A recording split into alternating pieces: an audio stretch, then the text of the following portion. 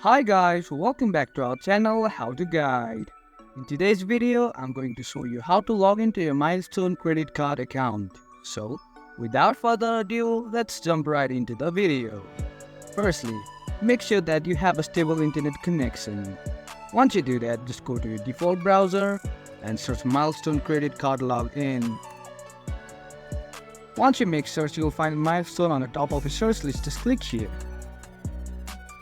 Now, as you can see, you're already redirected to the login portal. You just simply have to enter your credentials, which includes your username and your password. In case you forget your password or username, you can click here. If not, then just log in. That's it for today, guys. If you find this video helpful, then don't forget to give thumbs up. Comments and feedbacks will be appreciated. Subscribe to our channel and don't forget to hit the bell icon so that I can come up with new videos like this. Until then, have a great time.